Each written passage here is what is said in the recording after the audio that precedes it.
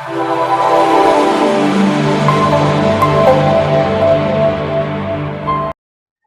karibu mtazamaji wa VOC Media, kipindi hewani kitabu bora cha kimichezo, na leo tunazungumzia kuhusiana na michuano ya AFCON, ambapo kesho tutaangalia mechi ya Tanzania na Uganda, timu ambazo hazina alama yoyote kwenye kundi lao.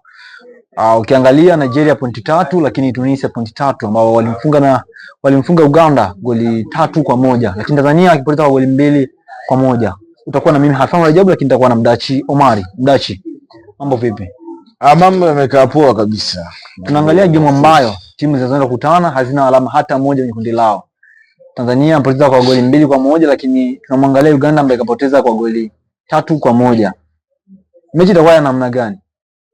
Mechi kwanza itakuwa ngumu kwa sababu kila mtu anahitaji matokeo kulingana na mechi ya kwanza ambayo ameweza kupoteza. Maana wote wamepoteza. Kila mtu amefungwa na hamna mwenye alama hata moja. Uganda na Tanzania, kila mtu anatazama game hii kama game ambayo inaenda kumtafsiria kwamba ataendelea kusalia kwenye michuano ijayo, kwenye nafasi ijayo ya 16 bora ama vipi. Ikiwa mmoja anapoteza, maana yake tayari possibility ya kwenda kwenye hatua inayofuata imepungua. Kwa hiyo ni mchezo mgumu ambao kila mtu anahitaji kushinda.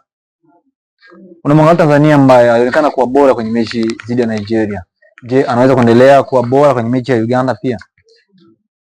Ubora unategemeana na siku wachezaji wamemkeje. Kuna siku nzuri kazini kama siku iliyosema, siku ambayo wamecheza dhidi ya Nigeria. Vitu vingi walikuwa perfect kutoka mchezo ule. Lakini huu ni mchezo mwingine, lakini na approach ya game inaenda kuwa nyingine. Tofauti na ile mechi ambayo walicheza na Nigeria, approach haiwezi kufanana. Kitu kikubwa kwenye mchezo huu ni kutazama nini mahitaji ya timu kuelekea kwenye mchezo huu. Timu inahitaji kwenda kufanya vizuri kwenye mchezo huu ili kuweza kuhakikishia nafasi ya kwenda kwenye hatua inayofuata, kwa sababu tayari wamebakiwa na alama 6 kila mtu kuzisaka ili kujua nafasi yake kwenye kundi ipoje. Tanzania game yake dhidi ya Uganda inawezekana ndio ikawa inaonekana game nyepesi kuliko zote. Baada ya game hii unaenda kukutana na timu ya Tunisia ambayo imeshampasua Uganda bao 3-0, bao 3-1, timu ambayo safu yake ya ushambuliaji inaonekana kuwa hatari, timu ambayo imeshafunga goli kuanzia 2 kuendelea. Unajiwekea ujiandae unakwenda kucheza kwenye mchezo huu. Sasa mchezo ule ili uende vizuri lazima utoke huku tayari umeshamaliza kazi yako. Hesabu zimekaa vizuri kule, unaweza kaenda kutafuta sare. Kwa hiyo ni mchezo ambao una mahitaji makubwa sana kwa kila mtu. Tanzania na Uganda, kila mtu anahitaji mchezo huu. Yes, tunamwangalia Uganda ambaye amekuwa na rekodi katika hizi siku za karibuni kwa upande wa Tanzania. Je, anaweza kuendeleza ubabe wake wa rekodi au ndo ameenda kupotea kwenye kikosi cha Miguel Gamondi? Kitu cha kwanza, mechi kati ya Uganda na Tanzania haijawahi kuwa nyepesi. Iwe ni ya kimashindano, hiyo ya kirafiki, ni timu ambazo zimekuwa zikipeana ushindani sana. Nazungumza hata game 2 zilizopita kabla ya kukutana leo kwenye AFCON. Uganda aliweza kupata ushindi wa bao 1 nyumbani Benjamin Mkapa, lakini pia Tanzania ilipata ushindi wa bao 1 kwenye uwanja nyumbani wa Uganda ambao walikuwa wanachezea nchini Misri kama uwanja wao wa nyumbani kule Suez Canal. Kwa hivyo ukitazama unatazama ni namna gani mechi ambavyo inakuwa na mzania mkubwa kwa timu hizi zinapokutana, hasa kulingana tunatokea katika ukanda mmoja, ukanda wa Afrika Mashariki. Ule utani pia unachangia game hii kwenda kuwa nzito. Lakini Tanzania hatujawahi kuwa na rekodi nzuri na timu kutoka Afrika Mashariki, yani kutoka kwenye ukanda mmoja ambazo tunacheza nao. Nakumbuka AFCON 2019 tulikuwa na Kenya ambao walitusumbua kwa kweli. Waliweza kutupiga bao 3-2, mchezo ambao ulikuwa na kupishana sana. Magoli yalikuwa 5 kwenye mchezo ule. Unaona namna gani ambavyo ladha ya soka la Afrika Mashariki huwa inapatikana pindi timu hizi zinapokutana na kuonyeshana ushindani kwenye michuano ya kimataifa. Kwa hivyo ni mchezo ambao kila mtu anahitaji kwenda kutazama. Je, Tanzania anakwenda kukifanya kitu gani leo hii tofauti na kile ambacho tumekizoea pindi hapo wanakutana na Uganda? Unaangalia safu ya ulinzi ambayo inaongozwa na Ibrahim Baka. Inaonekana kuwa bora sana kwenye mchezo ule wa Nigeria licha kupoteza kwa goli 2. Unaona akiendeleza kitu kile katika mechi dhidi ya Uganda?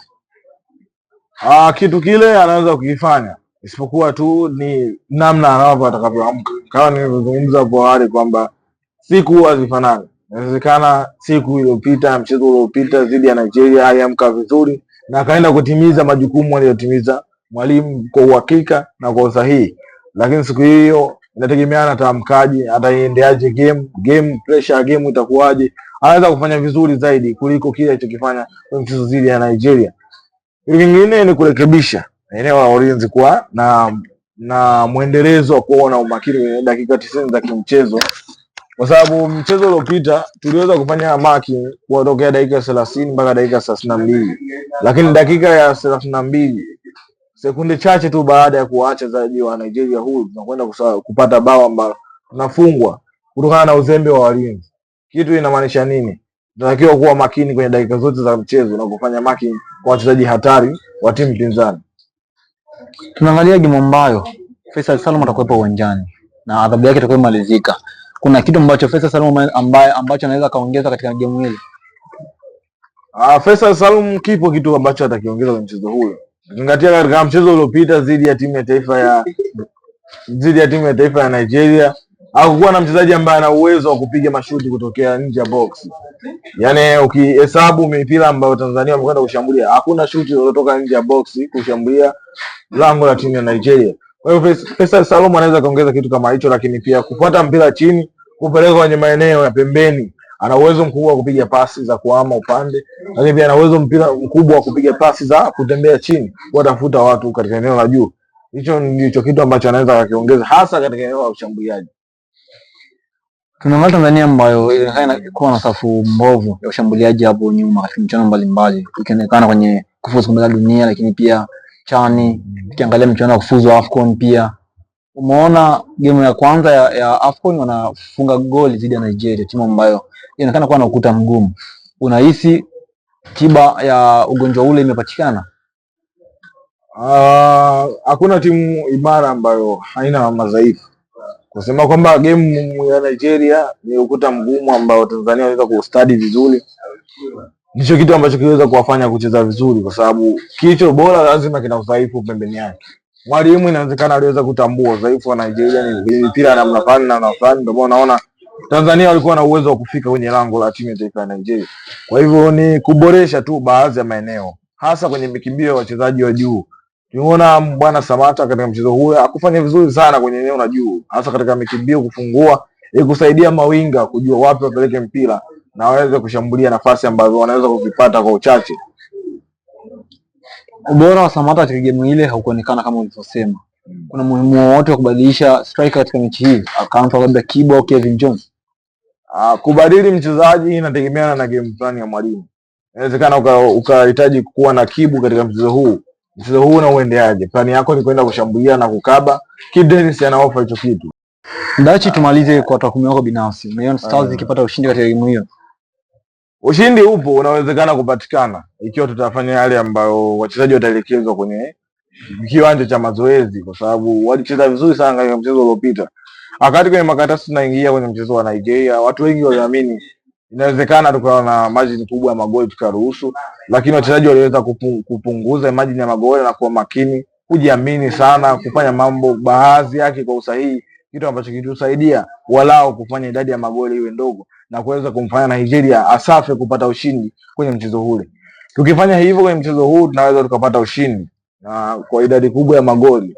Uganda nao sio wepesi. Wana mtu kama Travis Mutiaba, kijana mdogo huyu ambaye ana kasi.